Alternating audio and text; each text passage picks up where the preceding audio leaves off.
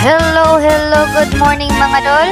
So this will be our part 4 Blue Water Sumelon Island Adventure. So isi-share ko ngayon dito mga dol sa inyo yung pagdating namin sa Sumelon Island. Grabe yung dagat mga dol, ang sobrang linaw. Mas malinaw pa yung dagat kaysa relasyon yung dalawa mga dol. So itong part na to mga dol is finally nakarating na din kami mga dol. Nasa port na kami ng Sumelon Island mga dol. At nakikita nyo rin dyan mga dol, sila kuya mga dol, piniprepare na nila yung hagdanan. Pinapauna ko muna sila mga dol, hintay-hintal, chill-chill lang tayo dito, hindi naman tayo nagmamadali.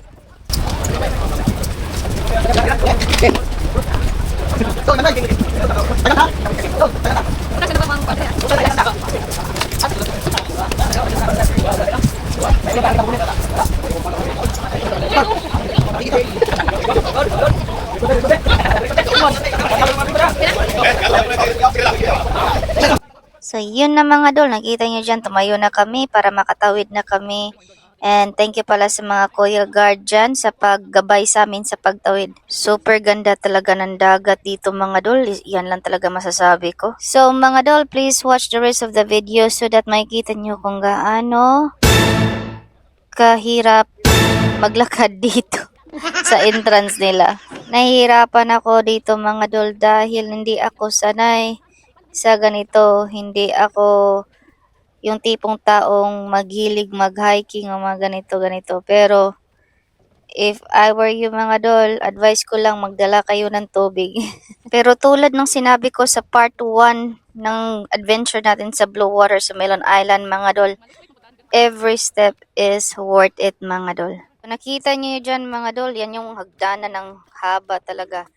Papunta dyan para sumakay kayo ng anong tawag dyan, parang service nila sa resort mga dol. Kailangan nyo talaga sumakay ng ganito mga dol kasi malayo pa yung main talaga ng resort nila. Shout out pala dyan sa katabi ko, sa magkapol na magkatabi ko. Sila yung kasabay namin mga dol. At may bigla akong napansin dyan mga dol, parang hindi ko na nakita yung kasama ko dyan.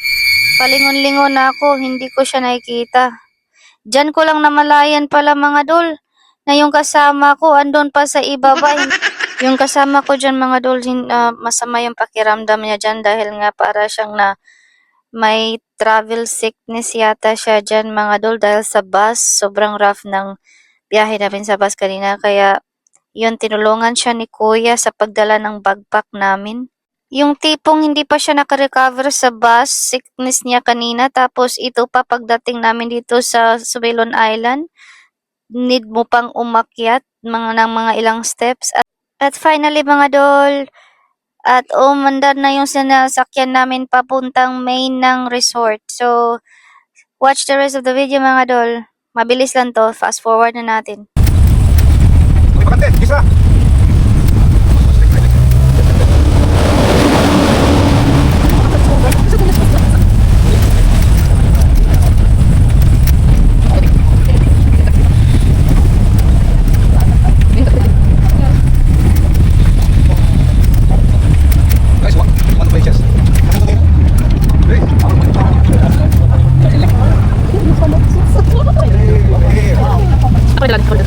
So finally mga dol, dumating na din kami sa main resort ng Sumelon Island. So bumaba na kami dyan mga dol at ako na yung nagdala ng backpack para makapagpahinga yung kasama ko. At dito rin banda mga dol, nakikita nyo meron silang mini bar. Dito kang mag-order kung gusto mo maglasing, gusto mo ng coffee at iba pang mga inumin. At kung gusto mong kalimutan siya, dito ka mga dol. So nakikita nyo dyan mga dol, yung kasama ko hindi talaga mabuti yung pakiramdam niya. At buti na lang may dala akong white flower mga dol. Kapag tumatanda na talaga tayo, laging dala natin ang white flower mga dol.